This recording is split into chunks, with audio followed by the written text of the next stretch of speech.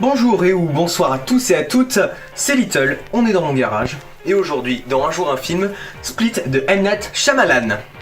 Et ouais, j'ai réussi à faire ça du premier coup.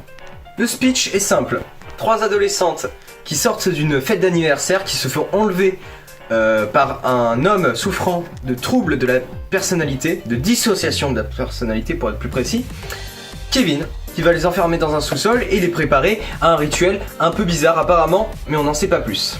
On assiste donc là à une étude approfondie des personnes souffrant de ce trouble de la personnalité. Kevin, le film nous présente Kevin qui a 23 personnalités en lui, mais on nous en montre que 5. Donc on a Kevin, Patricia, Dennis, Barry, Hedwig et la surprise du chef. Shyamalan évidemment nous offre une bonne grosse ambiance oppressante comme il sait bien le faire, comme dans Things par exemple, comme dans Things.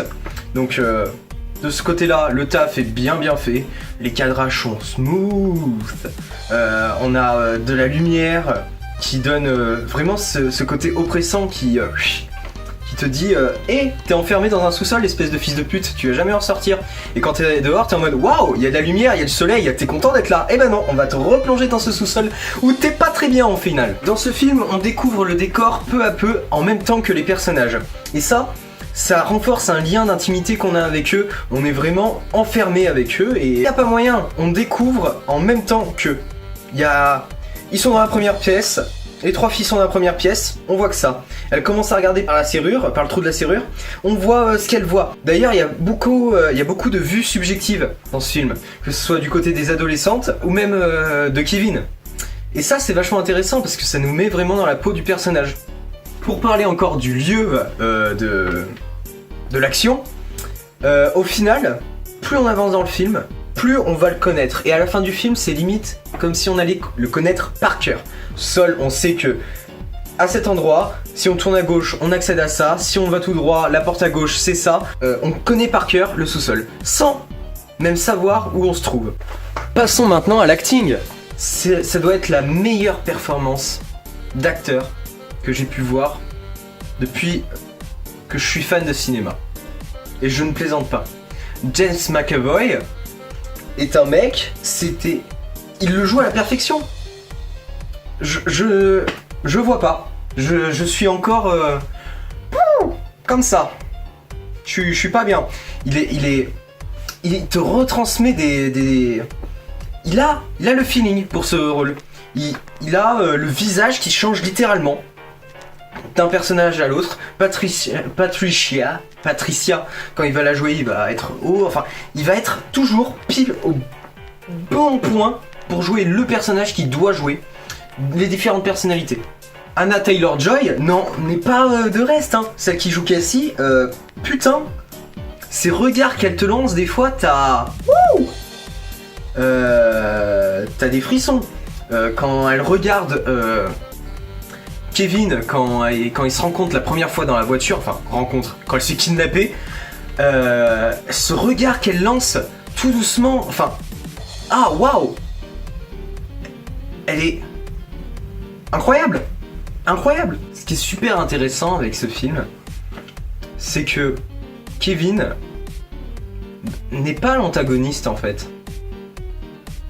C'est pas lui le méchant. C'est pas réellement lui. C'est 2 personnalités, voire 3, si on compte Hedwig. C'est 3 personnalités, voire 4 même en fait. 4 personnalités qui sont méchantes. Donc t'as Patricia, t'as Dennis, et t'as Hedwig, et t'as la surprise du chef comme je l'appelle. La jolie surprise. Et putain, c'est vachement intéressant ça, parce que on te pose pas en mode lui c'est le méchant. Non, c'est plus compliqué que ça. C'est plus compliqué que ça parce que lui, c'est son corps qui abrite 2 méchants, 3, 4 méchants. C'est son corps à lui qui abrite 4 méchants. Et c'est vachement fort de faire ça. Et ça c'est cool aussi. C'est un bon point. On aime.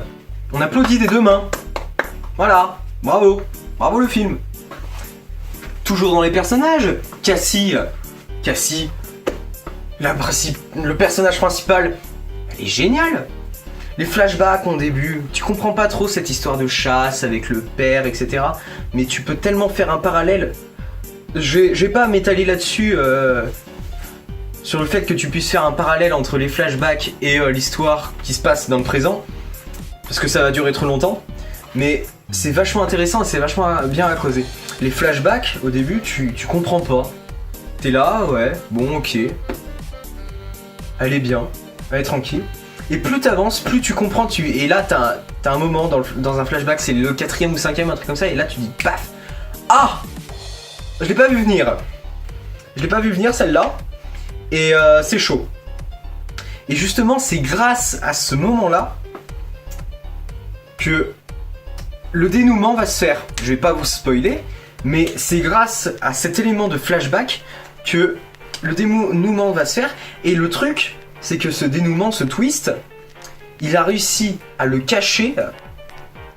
Shyamalan a réussi à le cacher jusqu'à la dernière seconde où on va le découvrir. Il est très très fort pour ça, il nous a déjà fait le coup, hein. Je vous rappelle, hein, le petit Bruce Willis là, hein. Je vais pas spoiler. Mais attention, toujours dans l'analyse des personnages, on a le personnage de la psy, qui perso pour moi avait pas d'autre utilité que de donner des infos sur Kevin. À part ça, pas d'empathie, hein. Vraiment, enfin, je trouve vraiment pas que c'était un personnage très intéressant, à part pour donner des infos.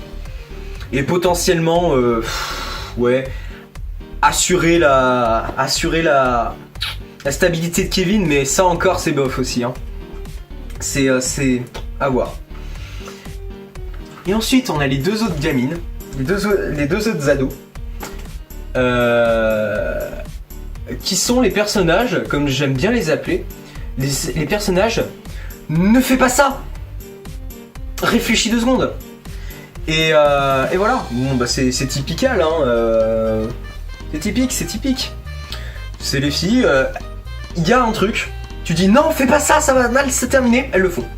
Et voilà, elles servent qu'à ça, enfin perso j'ai trouvé qu'elles servaient presque qu'à ça. Oh, si, peut-être aussi nous montrer de quoi Kevin est capable. Et mieux comprendre ses personnalités. Mais franchement, à part ça, je vois pas du tout. Pour donner quelques défauts au film quand même, parce qu'il y en a, dans les 30 dernières minutes, le temps m'a paru long. Mais long. Oh là là. Je pense que c'est censé être le climax un peu du film, en mode waouh, attention, la surprise du chef arrive. Et tu sais techniquement ce qui va se passer, parce qu'on te l'a bien expliqué en amont, etc. Tu sais ce qui va se passer, tu sais, voilà, vraiment ce qui va arriver. Mais on te fait attendre. On te fait attendre. Oh là là, c'est long.